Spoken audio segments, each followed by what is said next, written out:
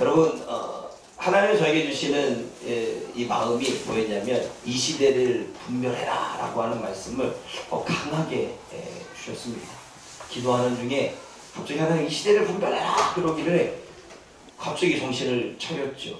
그랬더니 저에게 세 단어를 주었습니다. 오성 입사님 오늘 기도 시간에 나왔던 이야기도 있겠지만 거짓, 분열, 당직기, 이 딱 세 단어를 준 거예요. 그래서 제가 이 세 단어를 가지고 이 세상에 돌아가는 모든 삶, 남녀노소 할 것 없이 세상에 돌아가는 모든 문화, 정치, 경제 하나하나를 다 묵상하기 시작했죠.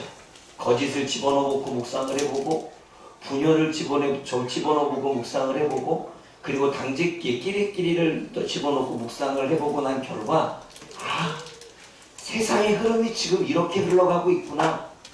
그런데 분별하라고 하는 이유는 세상의 흐름이 이렇게 흘러가고 있고 그 뒤에는 사단이 그렇게 세상을 조정하고 있는데, 교회는 그 사단이 그렇게 조정하고 있는 세상의 흐름 가운데 교회 역시나 변화되어져야 되고 구별되어져야 되고 세상과는 다르게 살아가야 되는데, 교회 안에서도 구별되어야 될 성도들조차도 거짓이라고 하는 단어 속에 자유하지 못하고, 분열이라고 하는 단어 속에 자유하지 못하고, 당직기라고 하는 부분 속에 자유하지 못해요. 그것은 개교의 성도일 수도 있겠지만 한국교회도 그렇습니다.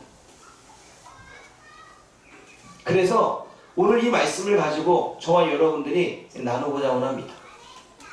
이 세대라고 하는 것은 우리가 생명을 가지고 살아가는 시대를 이야기해요. 그러면 이 세대를 본받지 말라라고 하는 건 지금 우리가 생명을 가지고 살아 숨쉬고 있는 이 시대를 본받지 말라는 것은 같은 모양이 되지 말라는 거예요.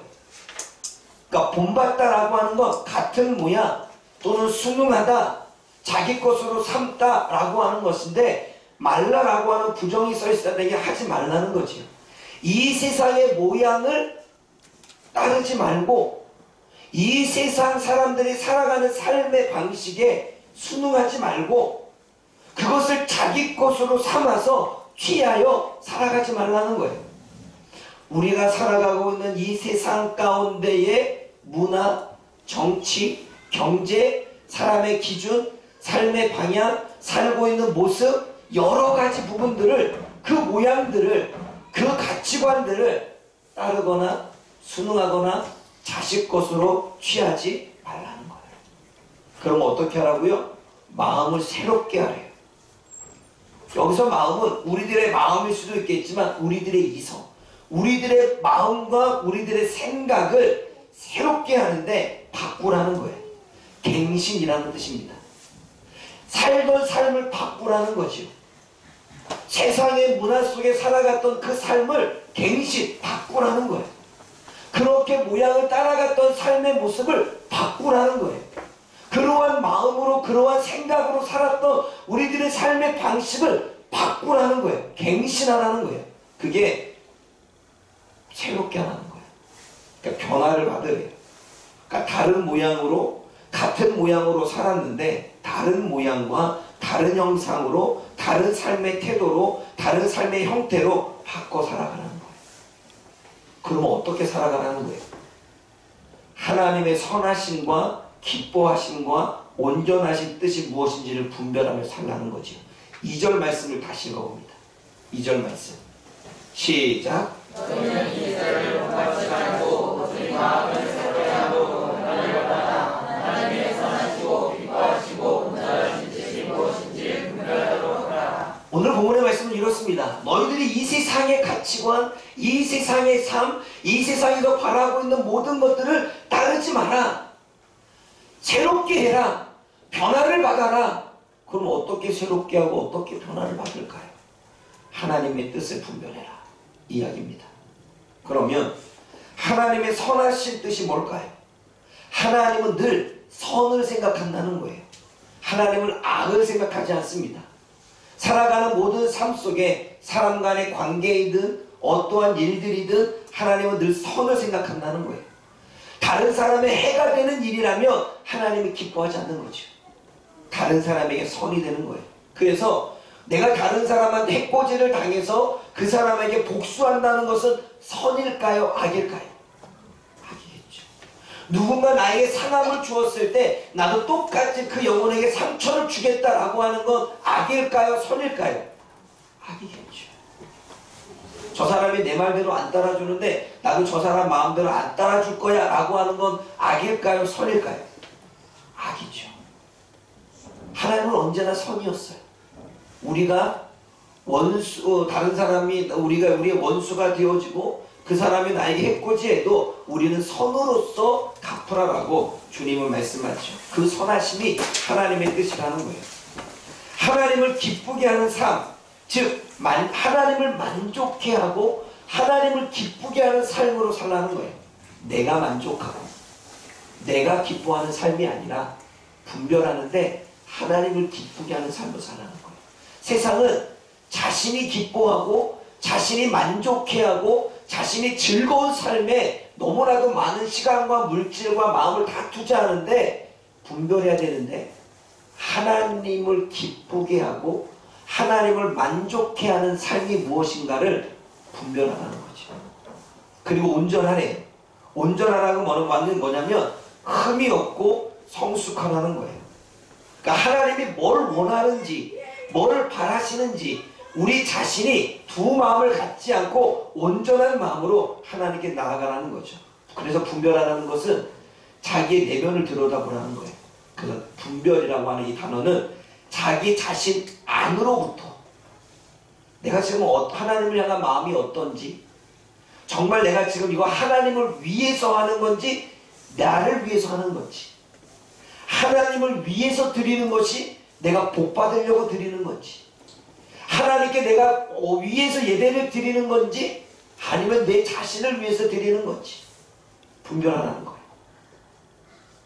또 하나님을 위하여 하고 있는 건지 시험하는 거예요. 내 안으로부터 성찰과 밖으로부터는 정말 그게 하나님을 위한 것인지 스스로 돌아보라는 거예요. 그래서 그렇게 자신을 돌아보고 안으로부터 돌아보고 밖으로부터 돌아봐서 하나님이 기뻐하시는 삶을 살아라. 그게 오늘 이전의 이야기죠. 그런데 왜 분별해야 됩니까? 요한복음 12장 30절 말씀을 한번 읽어보겠습니다. 요한복음 12장 30절에서 32절까지 말씀입니다. 그러면 우리가 왜 이 땅을 분별하며 살아야 될까요? 요한복음 12장 30절에서 32절.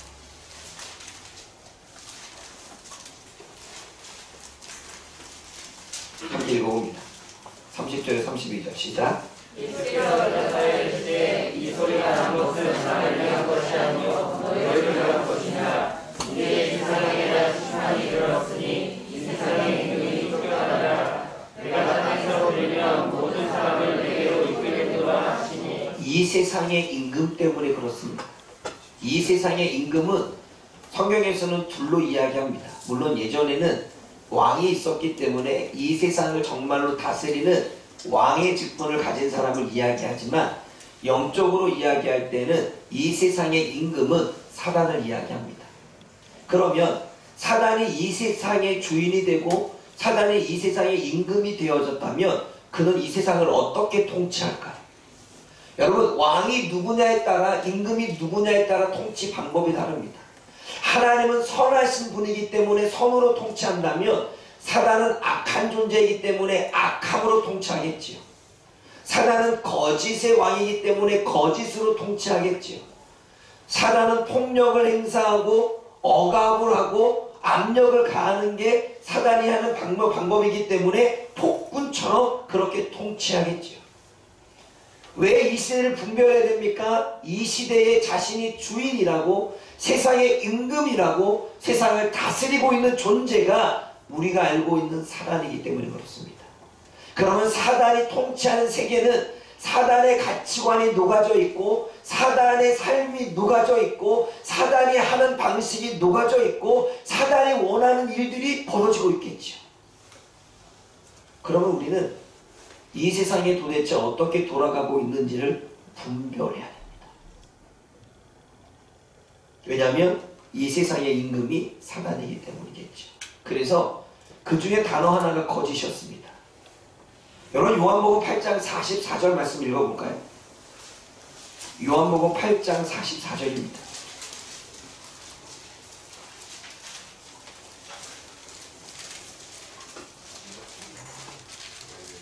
함께 읽어봅니다. 요한복음 8장 44절 시작. 너희는 너희 아비 마귀에게서 났으니 너희 아비의 욕심대로 너희를 행하고자 하느니라. 그는 처음부터 살인한 자여 진리가 그 속에 없으므로 진리에 서지 못하고 거짓말할 때마다 제 것으로 말하니 이는 그가 거짓말쟁이요 거짓의 아비가 되었습니다. 이것을 조금 끊어서 이야기하겠습니다. 마귀에 대한 표현, 이 마귀라고 하는 단어, 오늘 본문은 너희의 아비 마귀에서 났다고 말합니다. 이 마귀라는 단어는 사단이라고 하는 단어와 구분됩니다. 사단의 이름 중에 하나가 마귀가 있죠. 참소하는 자라는 명칭도 있습니다. 그러면 왜 여기서는 사단이라고 말하지 않고 마귀라고 말했을까요? 이 마귀라는 뜻이 중상자, 비방자, 고소하는 자, 비난하는 자입니다. 마귀는 비난하고 고소하는 거예요. 여러분 이 세상을 보십시오. 비난하고 고소하는 일이 너무나 많죠. 마귀가 하는 일이겠죠. 왜 마귀라고 사단이라고 말하지 않고 마귀라고 말하느냐? 비난과 고소와 비방과 비판과 이런 것들이 있기 때문입니다. 그리고 쪼개서 이야기합니다.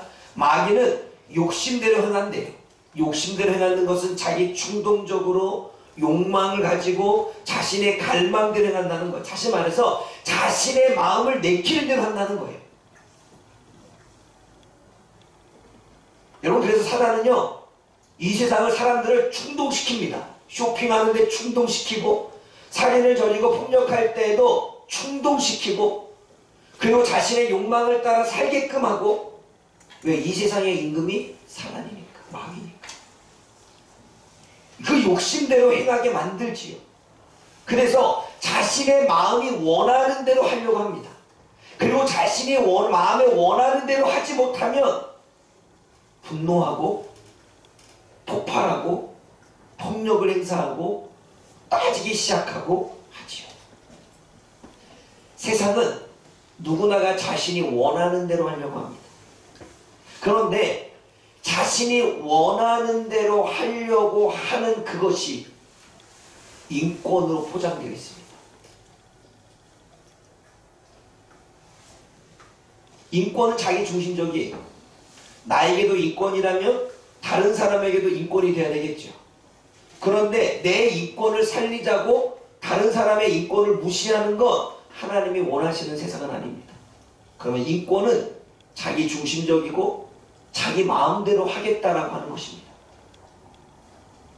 그래서 내 마음대로 하지 못할 때 우리는 인권을 내세웁니다.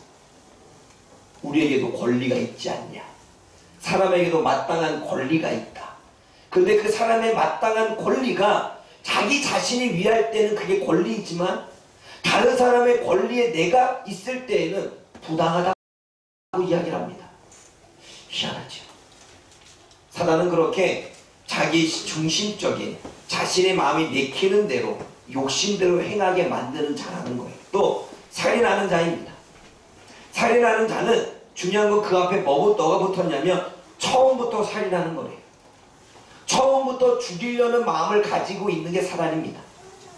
아담과 하와에게 찾아와서 내가 너의 눈을 밝게 해주고 하나님의 능력을 줄게 가문이 서로 이야기하지만 처음부터 아담과 하와를 죽일 생각이었습니다. 우리들에게 뭔가 다가와서 가문이설로 내가 너를 위한 거야, 너를 위한 즐거움이야, 네 권리를 찾아야 되고 네 어떠한 행복을 찾아야 돼, 마치 그런 것처럼 우리들에게 말하지만 되돌아보면 그걸 우리를 죽이는 일이지. 사단은 처음부터 살인하는 자였고 사단은 처음부터 죽이려고 우리를 접근해서 속삭이는 거죠. 그리고 사단은 거짓말한대요. 진리가 없대요. 진리가 없기 때문에, 말씀이 없기 때문에 자신의 말이 거짓말인지 참인지 말씀 자체를 분별할 수 있는 능력이 없기 때문에 거짓말한대요. 그래서 거짓으로 속이고 허위를 만들어내고 그 속임을 베풀고 사기치는 거죠. 그게 사단입니다. 마귀죠. 또 제것처럼 말한대요. 자신의 것이 아닌데 자신의 것처럼 말하고 나는 능력이 없는데 능력이 있는 것처럼 말한대요. 예수님을 시험할 때에 사단은 능력이 있어요? 없어요? 없지요. 이 세상이 자기 거예요? 자기 것 아니에요? 아니죠. 그런데 마치 자기 것이냐? 근데 여러분 희한한 건 우리도 내 것이 아닌데 내 것이냐? 내 능력이 아닌데 내 능력이냐? 내가 한 것이 아닌데 내가 한 것이냐? 우리는 그렇게 살아가죠. 그게 사단의 성품이라는 거예요. 제 것처럼 말하는 거, 자신 것처럼 말하는 거, 자신이 한 것처럼 말하는 거. 또 거짓말쟁이래요. 거짓말쟁이가 붙었어요. 거짓말 빼고는 말할 게 없다는 거예요. 삶 자체가 거짓이라는 거예요. 삶 자체가 거짓말로 산다는 거예요. 그리고 더 나아갑니다. 거짓의 아비래요. 이 말은 뭐냐면 거짓말하는 사람, 속이는 사람, 온통 삶이 거짓인 사람, 이 모든 사람은 거짓의 근원이 뿌리인 그 아버지가 마귀라는 거예요. 아버지라고 하는 단어, 원래는 창조라고, 거짓의 창조자가 바로 이 사단인데, 창조는 하나님의 고유의 성품이고 영역이기 때문에 안 썼어요. 아버지, 뿌리라는 거예요. 거짓의 뿌리가 사단이라는 거예요. 그러면 여러분, 우리는 사단이 여기서만 봐도 거짓이라는 단어가 엄청 나옵니다. 같은 이야기를 하는데도 거짓이라는 단어. 다시 한번 읽어보십시오. 8장 44절. 시작. 너희는 너희 아비 야곱에게서 났으니 너희 아비의 부심대로 너희도 행하고자 하느니라. 그는 처음부터 잔인한 자요 진리가 속에 없으므로 진리에 서지 못하고 거짓을 말할 때마다 제 것으로 말하나니 이는 그가 거짓말쟁이요 거짓의 아비가 되었습니다. 그래서 우리는 거짓의 뿌리인 그 사단을, 그 마귀를 아버지로 두고 살아왔습니다. 그런데 우리가 예수님을 믿는 순간 더 이상 옛사람이 아니라 거짓을 아버지로 둔 자가 아니라 우리는 하나님의 자녀로, 예수님의 자녀로, 하나님의 그 백성으로 우리는 소유권이 이전됐지요. 이제는 더 이상 우리의 아비는 사단, 거짓말하는 사단이 아니라 진실만을 말하고 정직한 예수님, 그 하나님의 자녀가 된 거죠. 이게 우리의 신분의 변화입니다. 그럼에도 불구하고 우리는 여전히 우리들의 삶 가운데 거짓이 나가 있습니다. 그래서 제가 이 거짓이라는 단어를 어린 아이의 삶으로부터 지금 어른에 이르기까지 어떻게 거짓말이 발전되어지고 어떻게 거짓말로 살아가는지를 묵상해 봤겠죠. 그리고 세상은 어떻게 거짓으로 물들어가고 있는지를 보겠죠. 먼저 세상을 보겠습니다. 오늘 오승 집사님이 우크라이나 전쟁을 이야기했는데 여러분, 우크라이나 전쟁을 어떻게 보십니까? 러시아는 이렇게 이야기하지요. 우크라이나에 살고 있는 우리의 주민을 우리가 대변해서 그 주민을 보호하기 위해서 우리가 전쟁을 일으켰다고 하는 게 그들의 명분입니다. 그건 그들의 명분이죠. 그러나 좀 더 깊숙이 들어가면 경제전쟁입니다. 우크라이나에 많은 자원이 있습니다. 그 자원 중에 하나가 미래 자원이 티타늄이 있지요. 중국과 러시아의 티타늄이 나오지만 부족합니다. 그리고 중국에서 나오는 티타늄은 쓸모없습니다. 근데 러시아에 나오는 티타늄은 세계 최고입니다. 그래서 명분은 러시아인들을 보호하기 위한 거지만 그 뒤에는 경제 대국으로서의 경제권을 쥐기 위한 싸움이 일어나는 것입니다.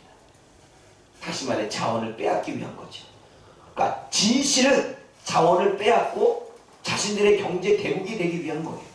그래서 중국과 뭔가 협상을 했겠죠. 그런데 말로 하는 건 자국민의 보호입니다. 거짓이에요, 거짓이 아니에요. 그런데 우리는 이 이야기를 그 내면까지 들어가지 못하면, 전문가 이야기를 듣지 못하면 우리는 조금 생각을 안 하면 정말 보여지는 것을 또 봅시다. 세상에 얼마나 가짜뉴스가 파헤칩니까? 유튜브뿐만 아니라 자그마한 말 한마디를 따가지고 그것만 비춰서 나머지 건 다 잘라낸 채 자신이 원하고자 원하는 말에게만 붙였습니다. 그리고 상대방은 그건 거짓이고 흑색선진하고 이야기하죠. 지금 세상이 그렇습니다. 그런데 그것에 대해서 양심의 가치를 느끼지 못합니다. 그것이 정말 거짓이고 잘못된 것을 못합니다. 거짓말하고 대통령 되고, 거짓말하고 국회의원 되고, 거짓말하고 교수가 되고, 거짓말하는 세상입니다. 그런데도 사람들은 그 거짓말이 잘못되어졌고, 그 거짓말이 정말 사단의 도구이고, 그 거짓말은 해서는 안 될 거라고 생각하기보다는 하나의 문화가 되어졌습니다. 어느 정도의 거짓말? 그냥 적당히 내가 알아서 들어야지. 그러면 거짓말은 어떻게 포장돼서 나타날까요? 그 첫 번째가 변명입니다. 잘못이나 실수에 대하여 말해야 되는데 사람은 자신의 잘못이나 실수를 혼날까봐 축소시킵니다. 그리고 숨깁니다. 정확하게 이야기한다면 내가 도자기를 깼으면 도자기를 깬 것에 대한 내가 쳐서 깼습니다 라고 말하면 되는데 정말 자기가 장난치다가 도자기를 쳐서 깼어요. 어린애들이 그렇게 되면 뭐라고 해요? 처음에는 몰라요. 누구 깬지 몰라요. 그러다가 그 검사로 취조가 들어가면 그때서야 근데 내가 갔는데 지나가는데 그냥 떨어졌어요. 완전 바뀌었죠. 그러다가 또 들어가고 또 들어가면 그제서야 비로소 나오는 거죠. 이렇게 어린 아이들도 어릴 때부터 거짓말에 익숙해집니다. 그게 변명이지. 자신의 실수를 정확하게 이야기하는 것이 아니라 축소시키고 감추려고 하고 숨기려고 합니다. 거짓입니다. 그렇게 자라는 아이들이 그 변명 가운데 자라는 아이들이 변명이 습관이 되어지고 변명이 습관이 되니까 나중에 커서도 숨기고 감추는 일이 당연하게 아무렇지도 않다. 그래서 세상은 온통 거짓말판이 되는 거죠. 또 갈까요? 거짓말의 그 유형 중에 하나 핑계입니다. 잘못된 일을 다른 사람의 탓으로 돌리는 거지. 근데 여러분 나도 잘못했고 너도 잘못한 거 사실입니다. 그런데 내 잘못은 빼고 다른 사람의 잘못만 이야기하면 다른 사람 탓 돌리는 거죠. 여러분 아담과 하와를 봅시다. 아담과 하와가 줬을 때 아담이 안 먹으면 되지요. 그래 안 그래요? 먹지 말라고 했어요. 안 먹으면 되지. 그래 안 그래요? 근데 먹어놓고 하나님 탓하죠. 당신이 만들어준 그 여자가 그 하와가 나에게 이렇게 유혹해서 먹었다. 아론도 그러죠. 금송아지 핑계대죠. 금송아지 금을 던졌더니 금송아지가 나왔대요. 어디 그 던졌는데 금송아지가 나와요. 그리고 하는 말이 뭐예요? 백성들의 탓을 돌리죠. 거짓이에요, 거짓이 아니에요? 거짓입니다. 그렇게 핑계를 대고 자기 잘못을 인정하지 않고 다른 사람의 잘못만 탓하는 거, 피해의식 속에 내 잘못은 인정하지 않고 다른 사람을 탓하는 것만 보는 거 거짓입니다. 그렇게 살아오면 나중에 보니까 어릴 적에 그렇게 피해의식 속에 사로잡히니 컸을 때 커서도 피해의식 속에 사로잡혀요. 그래서 자기가 잘못한 거는 모르고, 모르는 게 사실이죠. 그리고 자기가 잘못한 거는 모르고 또 알고는 있어도 인정하기 싫어요. 자존심 때문에. 그래서 다른 사람 탓하기 시작합니다. 내가 가오가 있는 건 사실이야. 근데 저 사람이 더 많아. 또 다른 거짓말의 모습입니다. 합리화. 어떠한 잘못을 그럴듯한 이유로 붙여서 옳은 것이냐 꾸며대는 거예요. 잘못을 포장하는 거죠. 어떠한 잘못인데 그럴듯한 이유로 붙이는 거예요. 그래서 포장해서 꾸미는 거죠. 사단이 그렇죠. 그거 먹으면 영혼이 죽는데 영혼이 죽는다는 얘기는 안 하고 거기에 하나님과 같이 돼. 하나님의 능력을 입어 포장하잖아요. 또 예수님 앞에 자신이 가진 건 하나도 없는데 포장하고 과대평가해서 내가 이 세상에 능력을 줄게 이렇게 말하죠. 그래서 뭔가 속여서 뭔가 이렇게 잘못을 포장하려고 합리화. 또 다른 거짓말의 포장은 추측입니다. 이거 진짜 조심해야 돼요. 여러분, 내가 눈으로 보지 않았어요. 내가 눈으로 확인하지 않았어요. 그런데 내가 눈으로 보고 확인하지 않았지만 정황을 보고 그리고 뉴스를 보고 그리고 나름대로 그 이야기를 듣고 머릿속에 생각을 해서 그렇게 그림을 그리고 그렇게 여러 가지 환경과 상황을 만들어낸 다음에 이렇게 했다. 맨 처음에는 했을 거야. 그런데 그렇게 했다라고 믿어집니다. 그리고 다른 사람의 이야기할 때는 그 사람이 그랬대.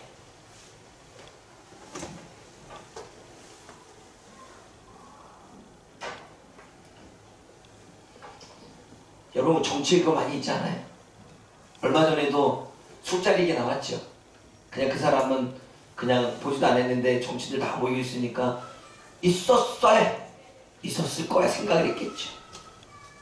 그리고 난 다음에 그것이 파잡히려 해가 결국은 아닌 걸로 드러났잖아요. 거짓. 여러분, 우리도 있지 않아요? 남편이 좀 늦게 들어오면 우리는 전례에 술을 많이 먹고 술집에 갔었던 것을 기억하면 또 술집에 갔나? 추측. 가지 않았는데 추측. 그리고 추측하는 순간 우리는 그 거짓말에 속아서 어느 누군가가 나에게 약간의 쌀쌀맞게 구하면 우리는 쌀쌀맞게 구하는 그 태도 때문에 저 사람이 나에게 뭔가 내가 저 사람이 뭔가 잘못했나? 저 사람이 날 지금 싫어하나? 저 사람이 날 지금 피하나? 저 사람이 날 지금 왕따시키나? 추측. 근데 막상 대화를 나눠보면 그 사람은 지금 삶에 힘든 부분 때문에 모든 그렇게 살고 있는데 그 마음은 이해 못하고 추측. 나를 싫어해서 나를 미워해서 왕따시키는 것으로. 그럼 여러분, 이미 머릿속에 사단이 거짓말의 압인데 거짓말을 심어주고 우리에게 속임을 줬는데 그것을 믿어버리죠. 그게 안 그래요. 추측도 거짓말입니다.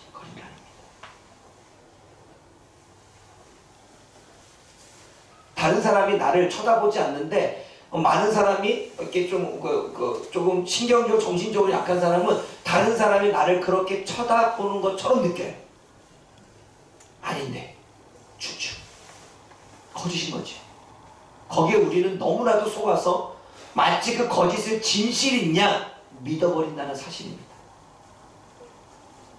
또 조작. 서류를 조작해. 뉴스를 조작해. 학위를 조작해. 조작은 거짓이지요. 뭐요? 진짜 본을 떠서 가짜를 만들어내는 거예요. 서류를 가짜로 작성하는 거예요. 여러분, 겉으로 여러분 다른 사람은 내 나이 속이죠. 나이가 60인데 40이에요. 조작. 나이 조작. 여러분, 이게 우리는 너무나 익숙한 문화 가운데 있어서 그것이 하나님이 볼 때 얼마나 악한 것인지를 모른다는 거예요. 변명과 핑계와 합리화와 추측과 조작. 친구들하고 놀러 가면서 다른 사람한테는 그렇게 말하지 않는 거죠. 여러분, 이것도 문제예요. 예배 드리러 간다고 해놓고 친구랑 놀러 가고 다른 사람한테는 그렇지 않은 거예요. 또 예배를 드리러 왔으면서 친구 만나러 가라고 얘기를 한 거예요. 조작, 거짓이죠. 거짓입니다. 그런데 이 거짓이 어린 나이서부터 점점점 습관이 되어져서 중학교를 보내고 고등학교를 보내고 청년을 보내고 그리고 대학교에 들어가고 그리고 사회생활을 하다 보니 그냥 모든 사회가 거짓으로 파묻힙니다. 나는 저 사람과 밥 먹고 싶지 않아. 솔직히 그러면 그 사람 대놓고 나랑 당신이랑 밥 먹고 싶지 않아요. 말할 수 없죠. 그런데 핑계를 대는 거죠. 일할 게 있다고. 핑계죠. 거짓. 일 안 하잖아. 그 거짓말 안 하면 어떻게 하려고 해? 그래, 그렇게 얘기해놓고 일해야 돼. 밥 먹지 말고. 그런데 우리는 이러한 것을 너무나 삶의 삶처럼 살아가는 거죠. 하나님은 이 시대를 본받지 말래요.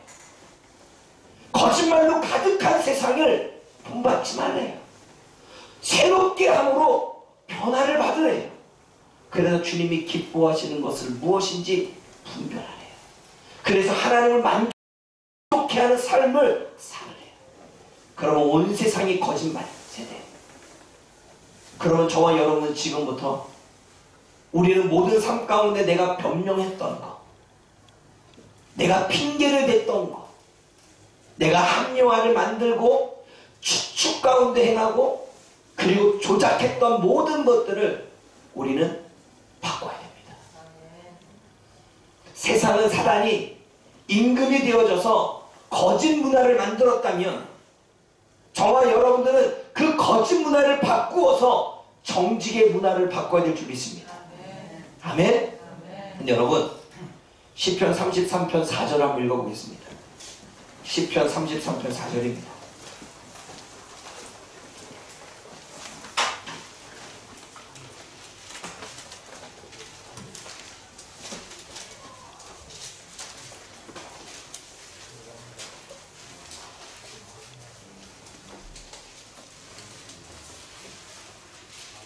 시편 33편 4절 시작.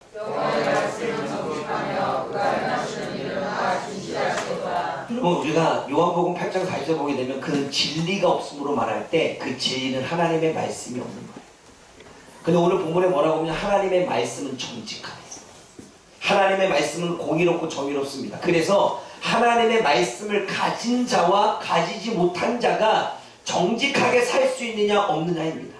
그러므로 이 세상은 하나님의 말씀이 없기에 거짓 가운데 살아도 되지만 하나님의 말씀을 가진 우리는, 예수 그리스도를 주인으로 모신 우리는, 하나님의 자녀가 되겠다고 결정한 우리는 더 이상 세상의 문화가 아닌 하나님의 진리의 말씀을 가지고 우리는 정직하게 살아야 되는 것입니다. 공의와 정의로운 하나님의 말씀은 우리를 돌아보게 해서 우리에게 진리를 보게 합니다. 그래서 우리가 성경을 볼 때 다른 사람 탓하는 것이 아니라 내 모습을 보게 합니다. 나의 못된 모습, 나의 더러운 모습, 나의 추악한 모습. 기도할 때에 하나님은 나의 잘못된 모습을 가르쳐 주지요. 왜요? 우리에게는 진리가 있으니까. 그 진리가 하나님의 말씀이고 그 진리가 곧 성령님이시니까. 아멘? 그러므로 여러분, 이제는 우리는 분별해야 됩니다. 지금 내가 정직하게 살고 있고 진실되게 살고 있는지, 아니면 핑계를 대고 변명을 하고 합리화를 만들어서 그리고 추측 가운데 조작하며 거짓으로 살고 있는지, 하나님의 말씀과 성령님의 가르침으로 우리는 바라봐야 됩니다. 내가 되돌아보니까 내 삶에 그렇게 너무나 많았더라고요. 솔직히 싫은 사람이 있으면 가고 싶지 않잖아요. 그래서 싫은 사람이 자꾸 오라 그러고 그 모임에 참석하고 싶지 않은데 오라 그러면 핑계를 대는 거죠. 교회에 일이 있어요. 근데 그게 거짓이었더라고요. 되돌아보고 내 삶을 바라보니까 많아요. 여러분 그렇지 않아요? 교회 오고 싶지 않은데 오늘 하루 좀 쉬고 싶은데 핑계 대잖아요. 아파요. 일이 있어요. 우리는 온통 그것이 잘못된 것인지 모르는 거죠. 저부터도 마찬가지예요. 그거를 깨닫는 순간 저는 문화를 바꾸기로, 제 삶의 종교개혁을 일으키기로 결정했습니다. 지난주는 하나님이 우리가 우상 숭배하는 걸 구토하고 싶고 혐오하게 느끼고 가증스럽게 여긴다는 그 얘기를 했던 것처럼, 우리가 우리의 삶의 우상을 바꾼다면 이제는 우리의 삶의 잘못된 문화, 세상의 가치관이 거짓말, 거짓, 속임 바꿔야 되는 것입니다. 제가 고민했죠. 하나님, 그러면 거짓에 대안은 무엇입니까? 정직인 거죠. 사랑하는 여러분, 손해를 보더라도, 욕을 얻어먹더라도, 내가 자존심이 구겨지더라도, 나에게 피해가 오더라도 정직하게 살아가기를 원합니다. 세상은 거짓 가운데 있지만 저와 여러분들은 이제는 거짓 문화를 정직한 문화로 바꿔갈 수 있는 하나님의 백성들이 되어지기를 원합니다. 정직한 문화로 바꿔가며 하나님의 성품이 정직임을 온 세상에 우리가 나타내기를 원합니다. 저와 여러분들이 정직하게 살아감으로 우리가 믿는 하나님은 공의롭고 정의롭고 진실되며 정직한 분임을 세상에 나타내기를 원합니다. 저와 여러분이 다니는 학교에, 저와 여러분들이 다니는 직장에, 저와 여러분들이 운영하고 있는 사업장에 오로지 조작하고 변명하고 핑계를 만들고 추측하는 모든 것들을 부셔버리고 정직하게 하나님 앞에 나아가기를 원합니다. 그러면 여러분, 이것은 우리 그리스도의 문화로 만들어야 됩니다. 지금 세상은 거짓의 문화를 만들고 귀신의 문화를 만들고 돈 버는 문화를 만들어가는 이 세상 가운데 우리는 그리스도인으로서 구별된 문화, 하나님이 기뻐하시는 문화를 만들어가야 되지 않겠습니까? 저는 그 첫 번째가 정직이라고 생각합니다. 사랑하는 여러분, 잘 보십시오. 정직합시다. 역사를 나기서 합시다. 정직합시다. 정직합시다. 그럼 따라합시다. 이제부터 변명은 하지 않으리라. 핑계는 대지 않으리라. 점점 많이 줄어들고 있죠. 목소리가. 다시. 변명하지 않으리라. 핑계대지 않으리라. 합리화 만들지 않으리라. 추측하지 않으리라. 조작하지 않으리라. 그래서 저와 여러분들이 정말 성도로서 예수 그리스도를 주인으로 모시고 하나님의 자녀된 백성으로서 저와 함께 말씀으로 돌아가고 삶의 종교개혁이 일어나 우리의 세상도, 그리고 우리의 한국교회도, 그리고 이 나라 이민족도 바꾸어가는 아름다운 문화, 정직의 문화를 이끌어갈 수 있는 저와 여러분들 되어지기를 주님의 이름으로 부탁드립니다. 정직한 자에게 하나님이 어떤 은혜를 주십니까? 마음이 정직한 자를 구원하신다고 시편에 이야기하고, 정직한 자는 하나님의 얼굴을 볼 것이라고 말하고, 정직한 자에게는 좋은 것을 아끼지 않을 거라고 말씀하며, 정직한 자의 후손들, 정직한 자의 자손들, 정직한 자의 대대로 하나님이 복을 주시겠다고 약속하시며, 정직한 자를 보호하시겠다고 하시고, 정직한 자 중에 은혜가 있고 그의 가정을 흥하게 하시겠다고 하며, 정직한 자의 기도를 기뻐하시겠다고 합니다. 그동안에 우리가 하나님 앞에 온전히 나가지 못했던 것은 이런 거짓이 하나님과 나 사이를 가로막은 것입니다. 우리가 정직할 때 하나님이 일하기 시작할 줄 믿습니다. 우리가 결단하고 정직의 삶을 이루어갈 때 하나하나 내 삶의 핑계와 변명과 합리화와 추측과 조작들을 내 삶에 만들어가지 않기 위해서 싸울 때 하나님은 약속대로 이 모든 약속을 저와 여러분에게 주실 줄 믿습니다. 마귀는 세상, 사람, 미디어, 문화, 모든 정치, 경제에 거짓을 만들어냈습니다. 그런 저와 여러분들 이제는 정치와 경제와 법과 문화와 미디어와 이 모든 것에 하나님의 정직한 문화를 만들어내기 위해서 우리가 변화를 받아, 우리가 달라져서, 우리가 새로워져서 그 분별의 능력으로 나아가시기를 원합니다. 여러분, 이게 거짓인지 진실인지를 알려면 분별의 능력을 가져야 됩니다. 그 분별의 능력은 오직 말씀뿐입니다. 진리가 없으면 거짓을 분별할 수 없습니다. 진리 대신 성령님이 가르쳐 주지 않으면 거짓은 분별할 수 없습니다. 이 세상의 거짓과 속임에 맞서는 것은 오직 정직과 진실임을 깨달아 저와 여러분들이 정직하겠다, 진실하겠다, 손해를 보더라도 내 사업에 흠이 있다라도 하겠다라는 결단으로 주님 앞에 나가기 원합니다.